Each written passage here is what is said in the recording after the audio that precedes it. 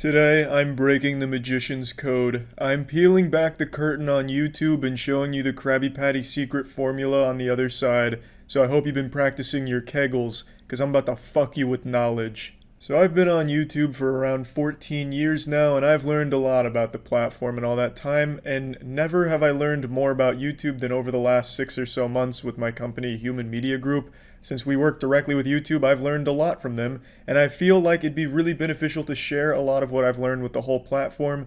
Now, this isn't going to be like some WikiLeaks shit. I'm not going to be like the Edward Snowden of leaks here. I don't have any crazy mind-boggling information where, it turns out YouTube HQ's hiding pirates' treasure like the One Piece and they've cracked faster than light travel but refuse to share. It's nothing like that. It's just a lot of things that I think people could benefit from as a creator. So I just wanted to just put this out there so that way people that do have dreams of being a content creator on the platform would have a better idea of how this mysterious beast functions. Now I want to kick this bad boy off with just a real quick one here. Speed run a nice little fun fact for you.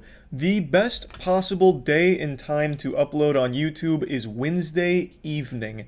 Early evening on Wednesday is supported by all of YouTube's data to be the best possible time for an upload due to the amount of eyes on the platform and the amount of time they stay on the platform. So, for creators, you may want to put your big releases on a Wednesday night because that's when everyone's at home, dick in hand, ready to consume some YouTube content. And while I've got you feeling a little greasy, let me go ahead and pluck another apple from this tree of YouTube knowledge. The trending page does fuck all for views. The trending page increases views by like 2% or 3%, I think it was. Some very trivial number. The trending page is mainly just there for the sake of showing YouTube's best on that day. As most of you have imagined, a lot of what you see on the trending page is very consumer-friendly content, brand-friendly, good image. You're not going to see anything too wild on the trending page, and even if you did, it wouldn't do anything for views. The trending page has a very negligible effect on the actual performance of a video, so I just thought that was something pretty interesting as well, since a lot of people like to whine about not making the trending page. So now I want to get to the one that I think is the most interesting. It's asking people to subscribe. Everyone does it on the platform. I don't personally do it just because I just don't care to. I make content for the sake of making it. I have a lot of fun making it. I'm never thinking, oh, how many subscribers is this going to get me? I need to remind people to subscribe to my channel. I just don't think that way. I don't really care to. But it is common practice on the platform, and I have no issues with people that do. In fact, it is one of the most effective things you can possibly do with your content online. Not just YouTube, but in general. If you ask the spectator to do something, it makes them like 3 or 4 times more likely to do that action. I haven't pulled up the data in like a week or so, but it is substantial. So when you ask somebody to subscribe to a channel, it makes them much more likely to do that. For example, if you take Dream is a Minecraft channel, one of the fastest growing channels on the platform, might be the fastest growing behind T-Series. He's like the fucking T-Series of Minecraft when it comes to growth. And at the start of every video, he says something, "This is Minecraft Manhunt." Also, according to YouTube statistics, only a small percentage of people who watch my videos are actually subscribed. So if you end up liking this video, consider subscribing. It's free, and you can always unsubscribe. Enjoy the video.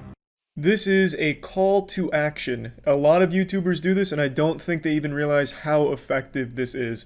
Dream says, a lot of people aren't subscribed. Can you please subscribe? Reminding people how easy it is, and you can always change your mind later.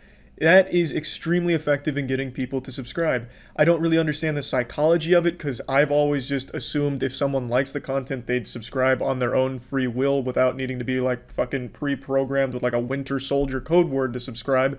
But all of the data suggests that by asking someone to subscribe, they are much more likely to do that. And I have another example pretty recently to go even deeper into this. 2 days ago, I posted this video where it was my extreme trivia challenge with 4 celebrities, which was the Gronkowski family. And in this video, I mentioned that the Gronks have launched their own YouTube channel, and I said if you're interested, you can check it out. I'm friends with the Gronkowskis, so I just wanted to let people know they're making content on YouTube since they're really passionate about it, and if anyone was interested in seeing the life of like the Ultra Chads, you can check out their content. I did it in the worst possible way. And you probably don't even recognize that because it's not something a lot of people think about. I said, if you're interested, you can check them out. That's me saying you have a choice. However, what you'll notice in a lot of YouTubers' calls to action when it comes to asking people to subscribe, it sounds like a demand. They're telling you, subscribe to my channel. You're here, subscribe to my channel. You're watching this video, you have to subscribe. And that right there is a lot more powerful than making it sound like the audience has a choice in whether or not they do. If I was to slam my fist through this glass table and shout, you have to subscribe to my channel right now, there would be a lot of people that probably would, that otherwise wouldn't have. And if in the video a couple days ago I said you have to go subscribe to the Gronk's channel, more people probably would have subscribed to that channel. They gained around 4,000 from just saying, hey, if you want to, it's there. But if it was framed as a demand, it would have performed much better when it comes to subbing, which is why you'll see, and maybe you'll start to notice, most people's call to action when they're asking you to subscribe isn't really them asking. They're making it sound like you have to, you are obligated to subscribe if you want to keep watching the content. And I don't think there's necessarily anything bad with that, because no one's under the impression that, wow, I'm being fucking handcuffed and chained to subscribe to this guy's channel. It still is a choice, but when you frame it like you have to, people get this sense that, you know what, I will. And that's why a lot of ad reads, you'll see, go download this now. You have to go download this now. You're missing out if you don't download this now. And ad companies are very smart about this. They tell you you have to say, go download this now. You can't frame it as a, if you want to, go download this now.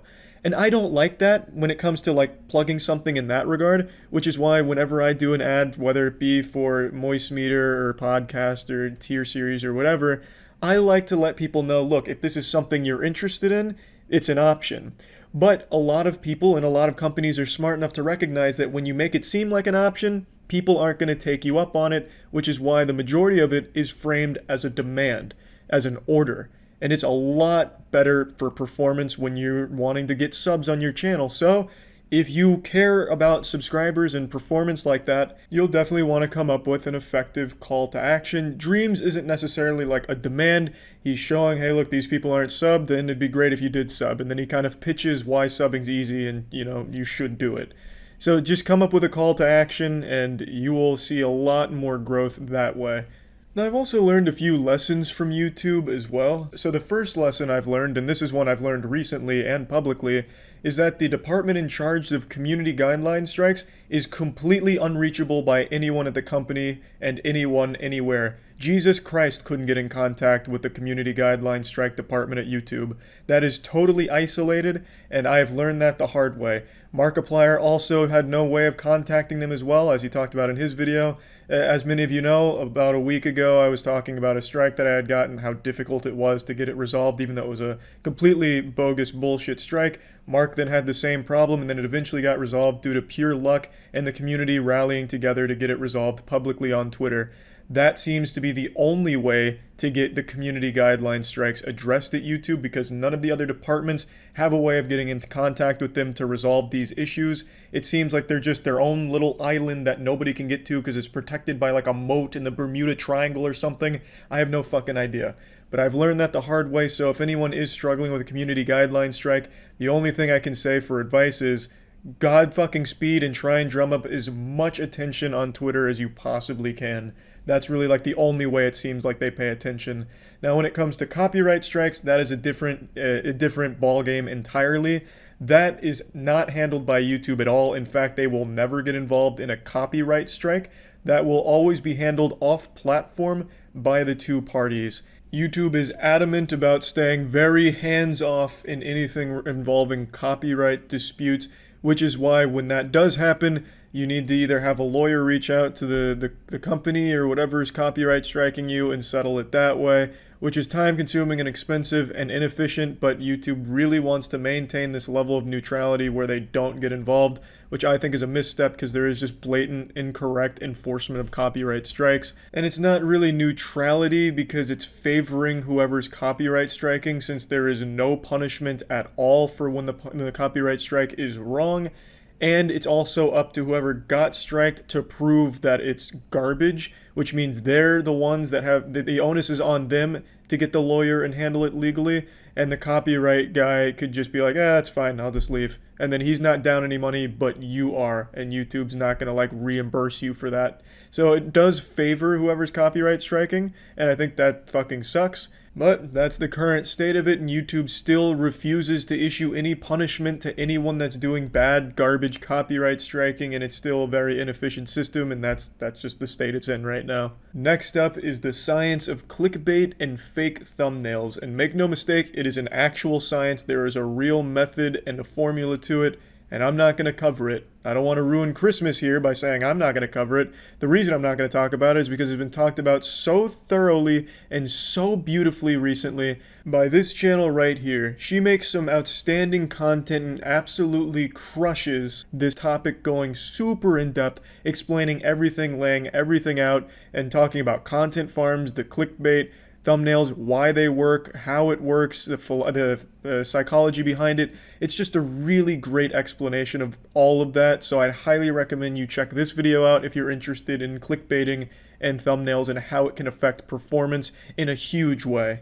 These are really the main things that I wanted to bring some light to. I realize they may not be like the most top secret or most unknown, obscure things, but I think just talking about these and kind of going a little deeper into how they work and exactly what kind of impact they have could be helpful for any up-and-coming creators or anyone interested in it, or even established creators that might want to start doing certain things differently.